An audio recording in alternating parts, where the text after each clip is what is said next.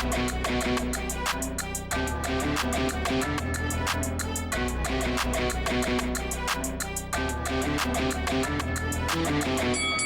guys, welcome to Boxing Squared for boxing news and views from around the internet. Well, what a shocker. Another twist and turn in the drama that is Mahmoud Charr versus Trevor Bryan. The fight is no more. So according to noted reporter Dan Raphael, he says per source, doing the Mike Coppinger there, long delayed fight between a WBA regular heavyweight titleist Trevor Bryan and Mahmoud Charr slated for Jan 29 is off, and Charr is stripped of in-recess title status. Charr was supposed to produce a P1 visa within 30 days of purse bid and missed 12/29, so 29 December 2021 deadline. #boxing. So in another tweet, he says, I'm told the 1/29, so the 29th of January, Don King card in Warren, Ohio, will go on as planned with Bryan facing Jonathan Guidry, who was scheduled for the undercard in an optional defense. WBA will order the winner to next face mandatory Daniel Dubois. #boxing. So there you have it. You've gone from 2021 to 2022, and history has repeated. So Mahmoud Charr is not going to be facing Trevor Bryan.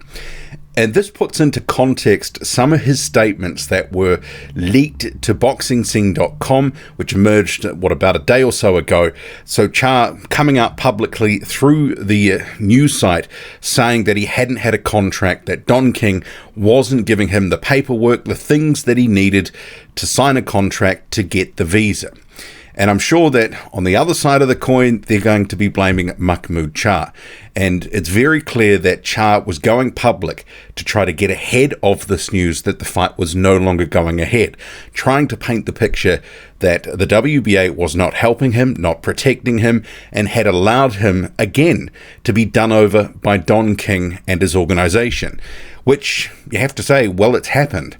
But Mahmoud Charr's got to wear some blame in this as well, because there's no point, as the sort of writing is on the wall after the deadline, after the fact, coming out and complaining, crying in public, saying, look, WBA, why didn't you protect me? Why didn't you protect me? Because you should have been coming out every day or every week in the couple of weeks leading up to the deadline, going public ahead of time saying, look, they're stalling.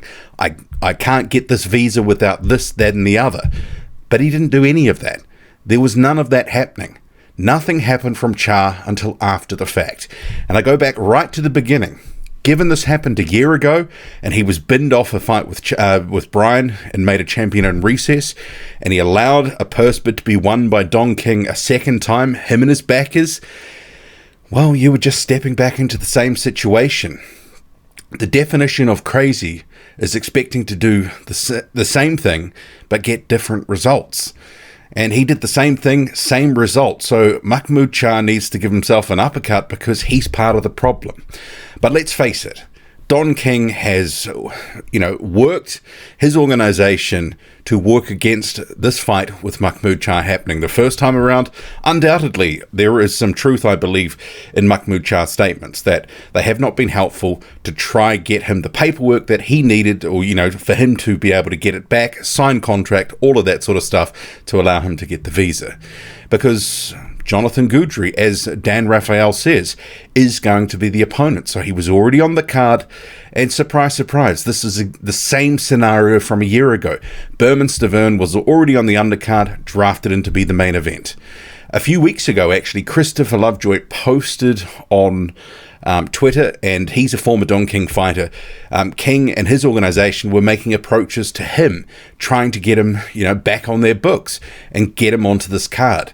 So I said at the time, well, let's face it, we can sort of see what's going to happen here, that they're going to try to wrangle basically Charr off the card and have one of their own guys who's under a contract with them into the main event.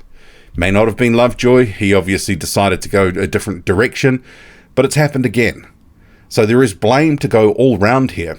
And let's face it, The WBA's rankings, which were posted up on its website, which had Guidry coming into the WBA top 15, it was a huge signal that he was going to be fed to someone, and given the circumstances with the Charr comments, it was more than likely going to be Trevor Bryan. So we'll come to that fight in a moment. But the WBA has known the situation from a year ago. They put extra conditions on Don King. Is there any consequences? Or are they basically trying to rely on some paperwork, some formalities, and say, look, see, Charr, he didn't do his end. But if Charr was relying on someone else and he can't do everything without them helping him, well, it's no surprise it's fallen over. So I think there's plenty of blame to go round, but I would also say the WBA clearly knew that this was going to be happening well ahead of time, installed Guidry into the rankings. And did they actually really want to help Mahmoud Charr? Apparently not. And Charr, in those statements, which I covered in another video, sort of less than 24 hours before this one's gone up, he was going scorched earth on Gilberto Mendoza, the WBA president. And we can understand why, because he knew the writing was on the wall and this was going to happen. He was just trying to get ahead of the story to get his case out there, to again say Don King screwed him over and he's now without a fight. And he doesn't even have the champion in recess status, which was ridiculous anyway. It's the regular title. But coming to this new fight that is going to be happening on the 29th of January in Warren, Ohio, and you've also got a cruiserweight title fight on there, so it's not going to be a terrible card, but this is not a great fight. Trevor Bryan, if we're considering this a version of the heavyweight title, this is probably the worst title fight in recent memory. By a long way. A long way. Jonathan Guidry, while he may be undefeated, he's just been fighting out-and-out journeyman. As I covered in the other video covering the Charr stuff, we touched on Guidry. His record is wafer thin. Last time out, he fought a guy with 19 losses. He's only had one fight in 2 years. That is unacceptable for an opponent who no one knows of. He's completely unheralded. He's overmatched. He's going to be cannon fodder here. Let's face it. He's going to get taken out here, and Trevor Bryan will try to claim that he's a great heavyweight champion.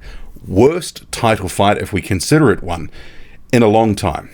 This is worse than Joseph Parker and late notice opponent Razvan Kajanu. Worse than Anthony Joshua versus late notice opponent Eric Molina. This is absolutely dreadful. Absolutely dreadful.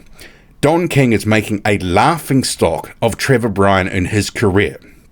Trevor Bryan has been so inactive since 2018 when he picked up a vacant interim title against BJ Flores, which was an overmatched fight against a washed cruiserweight in Flores. The title put on the line in fight week when it didn't need to be. Out of the ring for 2.5 years. Obviously, we know what happened next. There was Mahmoud Charr binned off a year ago. He faces a washed Berman Stavern. And this Guidry fight is way worse than the Stavern fight. This is way worse. And now we've got to repeat 1 year later. Mahmoud Charr gone again. Red card. Get out of here. Coming out in public trying to blast everyone. So no doubt we're going to see Mahmoud Charr with some more social media postings in the coming days, crying foul, crying in general. But he's been outmaneuvered, outdone here. But it's almost like Don King hates Trevor Bryan as well, because it's a ridiculous fight. It's one of the worst sort of so-called title fights in recent memory. And he's just trashing Bryan's resume and stock all over town. Ridiculous. What do you make of it all? Drop a comment, loud and often. Hit like, hit subscribe. Follow me on Twitter, boxing_squared. I'm out.